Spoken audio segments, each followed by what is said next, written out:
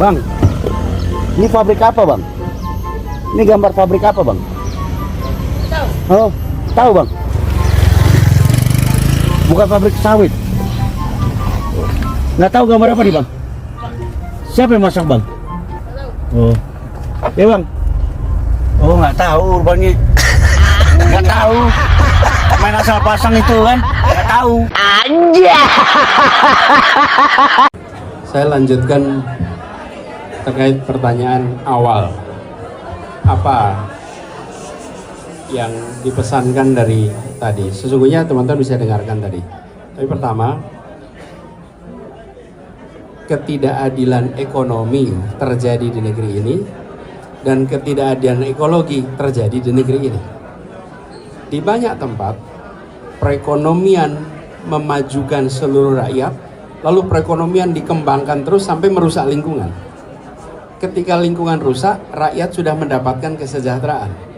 Nah di Indonesia ini, perekonomiannya belum mensejahterakan rakyat, tetapi lingkungannya juga sudah rusak.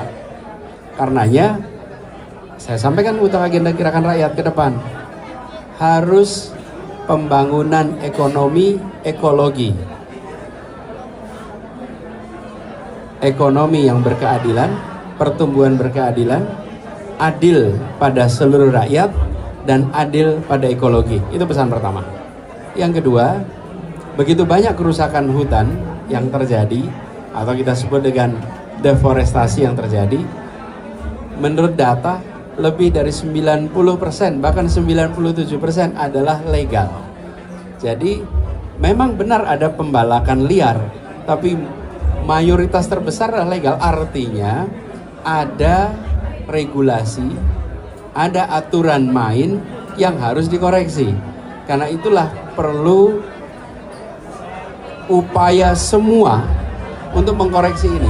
Karena ini bukan soal penegakan hukum saja.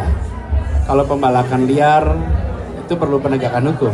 Tapi kalau deforestasi legal berarti aturan yang harus dikoreksi. Itu pesan kedua. Lalu yang ketiga, saya sampaikan apresiasi karena yang tadi disebut tidak banyak organisasi kemasyarakatan yang memperhatikan agenda ekologi di dalam pertemuan utama Rakernas seperti ini. Dan gerakan rakyat memilih melakukan itu, jadi itu sesuatu yang sangat positif sekali. Jadi itu yang saya sampaikan apresiasi. Jadi teman-teman, itu pesan utama yang tadi saya sampaikan, dan harapannya peristiwa bencana yang terjadi di Sumatera dijadikan sebagai peringatan dan menjadikan kita berbuat koreksi sesudah bencana ini. Saya tadi katakan peringatan itu hanya berguna kalau kita kemudian berbuat setelah ada peringatan. Tapi kalau ada peringatan dan kita tidak berbuat, nggak ada gunanya. Karena itu jadikan peristiwa kemarin peringatan keras untuk kita berbuat. Lalu terkait soal keselamatan.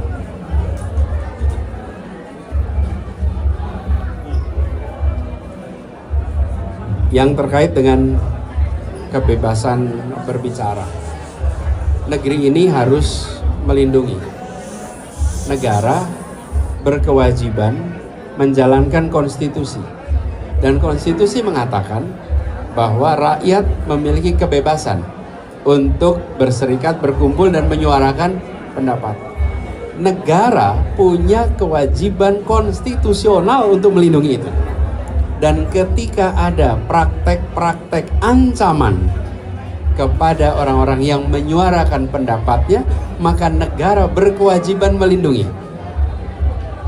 Karena itu, tanggung jawab untuk melindungi bukan pada sosial media, bukan pada sesama aktivis, bukan pada partai politik. Tanggung jawab konstitusional itu ada pada negara. Jalankan kewajiban itu dengan baik. Itu panggilan saya. Kemudian terkait pilkada, nanti saya akan bicara pada waktunya, bukan malam ini. Berarti terlalu buru-buru ya Pak, kalau ada yang sudah Pokoknya bukan malam ini ngomongnya. Ya, oke, gitu ya. Thank you. Oke.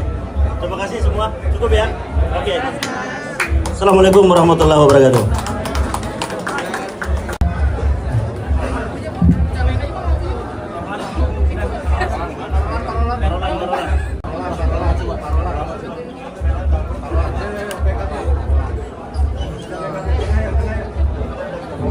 Sembilan tengah, 1, 2, 3. Sekali lagi, 1, 2, 3. Oke. 1, 2, 3. Halo teman, berjumpa bersama saya di Politik Dami. Ya, ini sangat menarik untuk kita bahas. PSI ini adalah partai tergolong muda, tapi tidak muda-muda amat, teman-teman. Kurang lebih usianya ini 10 tahun lebih ya dalam dunia perpolitikan kita. Nah, PSI ini ketua umumnya kan Kaesang, teman-teman, yang baru-baru ini berganti logo dari mawar menjadi gajah. Nah, yang menarik adalah ketika di salah satu tempat ya viral di media sosial, bagaimana warga malah mengatakan logo PSI itu tempat pabrik apa ya kan. Dan ini membuat saya ya ketawa ya dengan video bapak tersebut. Bahkan dia pede menanyakan kepada seseorang yang ada di sana, di tempat pabrik apa Pak? Ini tempat apa? Itu logo apa ya kan? Spanduk apa. Jadi bapak-bapak ini malah nggak tahu juga ya kan, nggak kenal ya. Inilah kenapa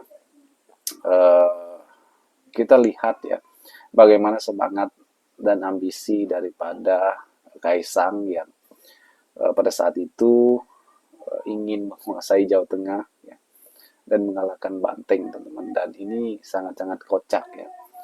Ya, tapi itu cita-citanya Kaesang ya kan, cita-citanya PSI ya nggak masalah ya, terserah aja ya kan.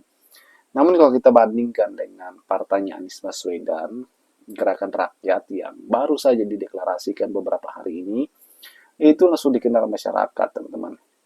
Bagaimana masyarakat mengenal Gerakan Rakyat ini ya dari Aniesnya ya, karena Anies adalah tokoh nasional, capres yang bisa dikatakan bahwa dikenal banyak orang ya kan? Berbeda dengan PSI yang kemudian Jokowi juga tidak terlibat langsung ya, tidak menjadi kader, kemudian bukan ketua umum juga, hanya Kaesang. Nah, Kaesang ini bukan pejabat publik, belum pernah menduduki pejabat publik, sehingga masyarakat juga mungkin nggak kenal juga. Yang orang tahu ya anak Jokowi, teman, dan itu sepak terjangnya seperti apa ya kan.